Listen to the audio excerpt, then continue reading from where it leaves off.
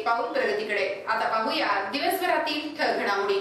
भारतीय जनता युवा मोर्चाच्या वतीने उद्या रविवारी नमो चषक 2024 अंतर्गत मॅरेथॉन व व्हॉलीबॉल स्पर्धा होणार आहे। मॅरेथॉन मध्ये खासदार डॉ. प्रीतमताई मुंडे स्वतः सहभागी होऊन स्पर्धकांचा उत्साह द्विगुणित करणार आहेत। दरम्यान या दोन्ही स्पर्धकांचा उत्तम प्रतिसाद मिळाला असून नाव नोंदणी मोठ्या प्रमाणात झाली आहे।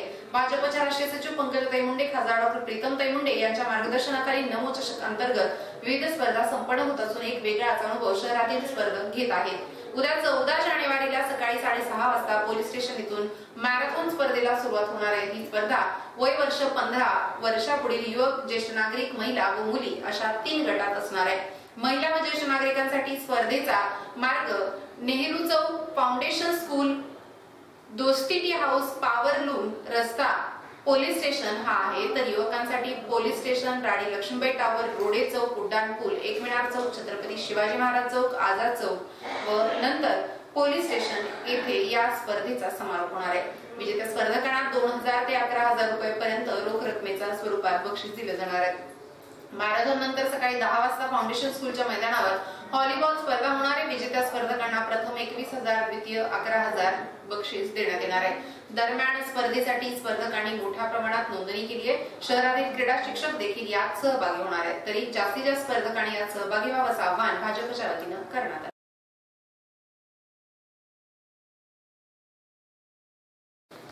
राष्ट्रवादी काँग्रेस पार्टीच्या वतीने नामदार धनंजय मुंडे, वाल्मिक अण्णा कराड यांच्या मार्गदर्शनाखाली राजमाता जिजाऊ व स्वामी विवेकानंद यांच्या जयंतीनिमित्त जिजामाता उद्यान येथे परळीतील उत्कृष्ट कार्य करणाऱ्या महिलांचा गुणगौरव सोहळा व शाळेतील विद्यार्थ्यांना खाऊचं वाटप करून जयंती उत्सव थाटात संपन्न झाला।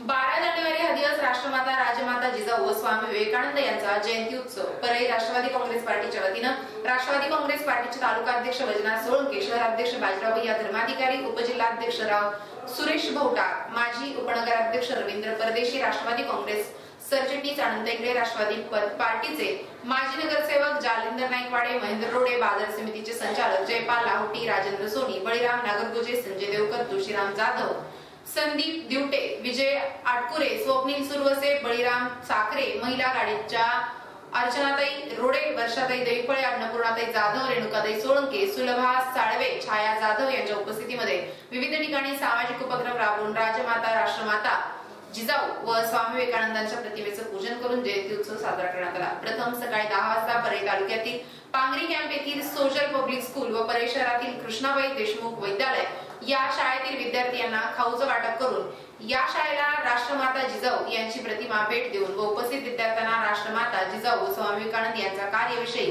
व त्यांनी घालून दिलेल्या संस्काराविषयी तसेच व्यसन केल्याचे दुष्परिणाम या दिवशीविषयी सविस्तर राष्ट्रवादी काँग्रेस पार्टीचे तालुका अध्यक्ष वैजनाथ सोळंके यांनी विद्यार्थ्यांना मार्गदर्शन व प्रबोधन केलं। दुपारच्या सत्रात 4 वाजता जिजामाता उद्यान येथे परळी पंचकृषीतील उत्कृष्ट कार्य करणाऱ्या महिलांचा गुणगौरव सोहळा उद्यानातील राष्ट्रमाता जिजाऊ यांच्या अश्वारूढ पुतळ्यासमोर राष्ट्रमाता जिजाऊ व स्वामी विवेकानंदांच्या प्रतिमेचं पूजन करून तेजस्विनी पाटील देशमुख यांनी जिजाऊ वंदना गाऊन कार्यक्रमाची सुरुवात करण्यात आली।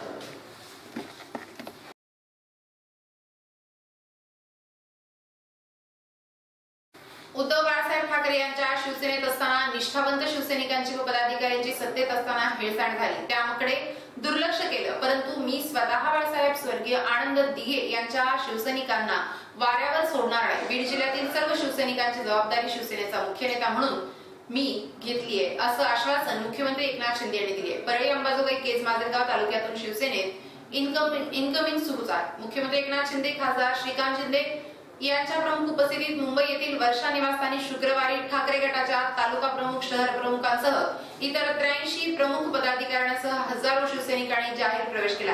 यावेळी मुख्यमंत्री एकनाथ शिंदे बोलत होते। शिवसेना जिल्हा प्रमुख सचिन मुळूक यांच्या नेतृत्वाखाली बीड जिल्ह्यात शिवसेनेची संघटन शक्ती वाढत आहे। त्यांनी उद्धव बाळासाहेब ठाकरे शिवसेनेला सुरुंग लावलाय।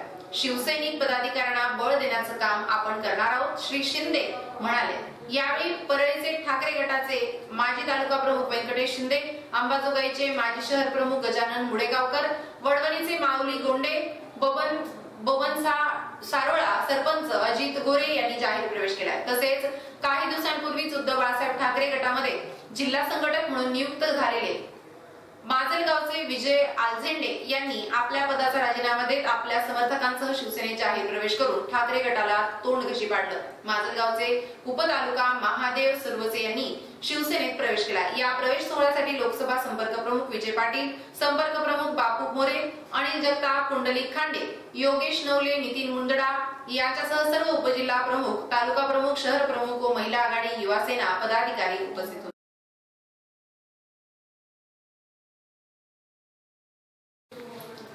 अयोध्येत श्रीरामाचं भव्य असं मंदिर उभारलं जात आहे. या मंदिराचं उद्घाटन येत्या 22 जानेवारीला आहे. मंदिर उद्घाटनाचा कार्यक्रम अतिशय भव्य दिव्य असणार आहे. या मंदिर उद्घाटनाचं निमंत्रण फार मोजक्या लोकांना दिलं जात आहे. यामध्ये अनेक दिग्गजांचा समावेश आहे, पण तरीही भारताच्या राजकारणातील महत्त्वाचे नेते आणि राष्ट्रवादी काँग्रेसचे अध्यक्ष शरद पवार यांना या कार्यक्रमाचं निमंत्रण अद्याप आलेलं नाहीये.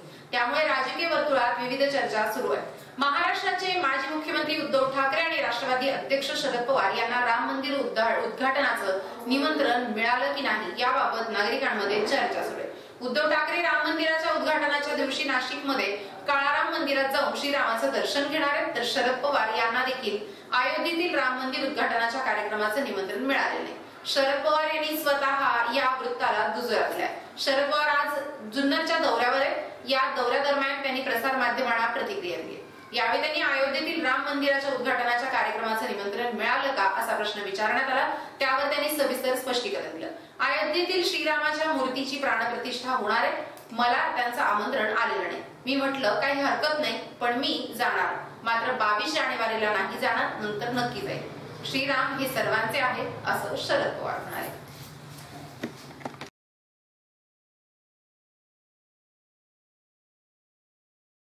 येत्या 22 जानेवारीला अयोध्येत श्रीराम मंदिरात रामप्रभूंचा प्राणप्रतिष्ठा सोहळा होत असून या पावन पर्वाच्या अनुषंगाने परळीच्या काळाराम मंदिरात व्याख्यान व धार्मिक उत्सवाचं आयोजन करण्यात आलंय. एक दिवस श्रीरामासाठी, रामरक्षा देशासाठी या न्यायानं या उत्सवात सहभागी होण्याचं आवाहन श्री काळाराम संस्थाननं केलंय. मिती पाऊण शुद्ध 12 शके 1945 सोमवार 22 रोजी अयोध्येत श्रीराम मंदिरात प्रभूंचा प्राणप्रतिष्ठा सोहळा होतोय. त्यानिमित्तानं श्री काळाराम मंदिर संस्थान, स्वर्गीय माणिक बाजीराव धर्माधिकारी सभागृह, आंबेवेस, परळी वैजनाथ, जिल्हा बीड येथे एक दिवस श्रीरामासाठी, रामरक्षा देशासाठी या विषयावर सकाळी 11 वाजता सुप्रसिद्ध व्याख्याते प्राध्यापक डॉ. Shyam Maharaj Nerkar, MA NET PhD, कैलासवासी लक्ष्मीबाई देशमुख महिला महाविद्यालय, परळी वैजनाथ यांचं व्याख्यान होईल. दुपारी 12 वाजता भीमरूपी स्तोत्र, हनुमान चालीसा व रामरक्षा सामूहिक पठण. दुपारी 12:30 वाजता प्रभू श्रीराम यांची महाआरती. दुपारी 1 वाजता अयोध्या येथील श्रीराम प्राणप्रतिष्ठा सोहळ्याचं थेट प्रक्षेपण. सायंकाळी 6:30 वाजता भजन संध्या, राधाकृष्ण भजनी मंडळ व अंबिका भजनी मंडळ, परळी वैजनाथ असे कार्यक्रम होणार आहेत. देशभरात सर्वत्र मोठ्या उत्साहात प्रभू श्रीराम स्वागत व लोकोत्सव साजरा केला जाणार आहे.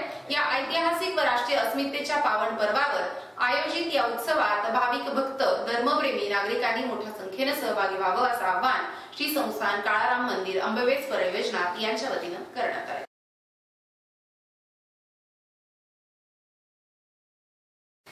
पोहणेर येथील गोदापात्र नजीक कोणीतरी अवैध वाळूसाठा असल्याची महसूल विभागाला माहिती मिळताच परळी तहसीलदार, नायब तहसीलदार व काही महसूल विभागाचे कर्मचारी गोदापात्र नजीक गेले असता त्या ठिकाणी अवैध वाळूसाठा व ट्रॅक्टर आढळून आला. याबाबत कार्यवाही करत असताना वाळूसाठा करत असलेला इसम तेथे घेऊन अधिकाऱ्यांच्या बरोबर हुज्जत घालत स्वतःवर पेट्रोल ओतून पेटून घेत अधिकाऱ्यांना धमकावत असल्यानं त्या इसमावर शासकीय कामात अडथळा निर्माण केल्याप्रकरणी रेवली तलाठी यांच्या फिर्यादीवरून शुक्रवारी 12 रोजी शिरसाळ पोलीस ठाण्यात गुन्हा दाखल करण्यात आला. याबाबत पोलीस तक्रारीत अधिक माहिती अशी आहे की पोहनेर येथे अवैध वाळूचा संदर्भात मिळालेल्या माहितीवरून पोहनेर येथील गोदावरी नदीच्या पात्रात गस्त घालण्यासाठी आले असता गावातील दर्गा शेजारी सार्वजनिक ठिकाणी वाळून माखलेला ट्रॅक्टर MH09U 935 व ट्रॉली दिसून आली. या संदर्भात अतिरिक्त पोहनेर सज्जाचा पदभार असलेले सचिन सावळे यांनी पोहनेर गावातील पंचलोकासमोर पंचनामा करून शिरसाळ पोलीस स्टेशन येथे फिर्यादी दिली. शौकत रसूल कुरेशी राहणार पोहनेर तालुका परळी वैजनाथ यांच्या विरोधात तक्रार नोंदवली. भारतीय दंड संहितानुसार 353 व 379 कलमा गुन्हा दाखल करण्यात आला. या कार्यवाहीचा तपास अधिकारी Ramesh Dondiram Nagargoje assistant sub inspector करत आहेत.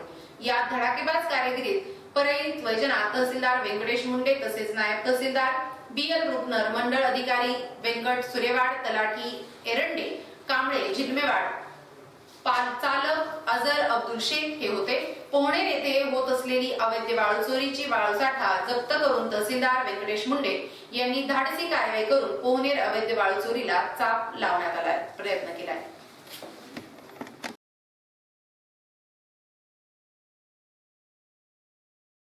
राजमाता जिजाऊ जयंती निमित्तानं अखिल भारतीय भजनी मंडळ व श्रीनाथ सेवाभावी संस्थेच्या वतीनं माजी नगरसेविका तथा राष्ट्रवादी काँग्रेस पार्टीच्या नेत्या सौ अर्चनाताई महेंद्र रोडे यांना राज्यस्तरीय जिजाऊ रत्न पुरस्कारानं सन्मानित करण्यात आले। कृषी मंत्री तथा बीड जिल्ह्याचे पालकमंत्री आमदार धनंजय मुंडे, गटनेते वाल्मिकांना कराड व राष्ट्रवादी काँग्रेस पार्टीचे शहराध्यक्ष बाजीराव भैया धर्माधिकारी, तालुका अध्यक्ष वैजनाथ सोळंके यांच्या मार्गदर्शनाखाली माजी नगरसेविका तथा राष्ट्रवादी काँग्रेस पार्टीच्या नेत्या अर्चना महेंद्र रोडे या राजकीय सामाजिक अशा विविध स्तरावर्गांनी आपल्या कामाच्या माध्यमातून नावलौकिक केले। या नावलौकिकाचा अखिल भारतीय वारकरी मंडळ व श्रीनाथ सेवाभावी संस्था यांनी दखल घेऊन राज्यस्तरीय जिजाऊ रत्न पुरस्कार जाहीर करून आज राजमाता जिजाऊ जयंती निमित्तानं अर्चना महेंद्र रोडे यांना पुरस्कार प्रदान करून त्यांच्या पुढील कार्यास शुभेच्छा दिल्या। या पुरस्कार सोहळ्याला महामंडळेश्वर 1008 परम तपस्विनी सुश्री देवश्री दुर्गा पंचम दशनाम जुना आखाडा श्री क्षेत्र बद्रीनाथ, उषाताई किरणकुमार गिद्दे, श्रीमती निर्मलाताई विटेकर, डॉक्टर शालिनी कराड, नीलाबाई कामाळे, माजी सरपंच वच्छलावे कोकाटे स्वागत अध्यक्षक। या कार्यक्रमाचे मुख्य आयोजक हरिभक्तपरायण रामेश्वर महाराज कोकाटे, अध्यक्ष अखिल भारतीय वारकरी भजनी मंडळ आदी मान्यवरांच्या उपस्थितीत हा पुरस्कार सोहळा संपन्न झाला। यावेळी गावातील सर्व प्रतिष्ठित नागरिक, महिला मोठ्या संख्येने उपस्थित होत्या।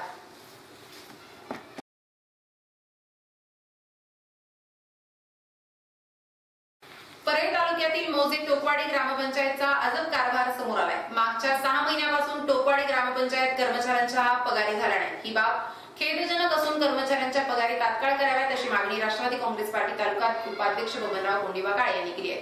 परळी तालुक्यातील नावाजलेली ग्रामपंचायत असा उल्लेख असणारी टोकवाडी ग्रामपंचायत पण दिव्याखाली अंधार या म्हणीप्रमाणे या ग्रामपंचायतचा अजब कारभार पुढे आलाय। मागच्या 6 महिन्यांपासून कर्मचाऱ्यांच्या पगारी केलेल्या नाही, त्यामुळे टोकवाडी ग्रामपंचायतीच्या कर्मचाऱ्यांच्या पगारी तात्काळ कराव्यात अशी मागणी राष्ट्रवादी काँग्रेस पार्टीचे तालुका उपाध्यक्ष बबनराव काळे यांनी केली आहे। अन्यथा कर्मचाऱ्यांना सोबत घेऊन ग्रामपंचायतीच्या विरोधात लोकशाही मार्गाने आंदोलन करण्याचा इशारा राष्ट्रवादी काँग्रेस पार्टी तालुका उपाध्यक्ष बबनराव काळे यांनी दिला।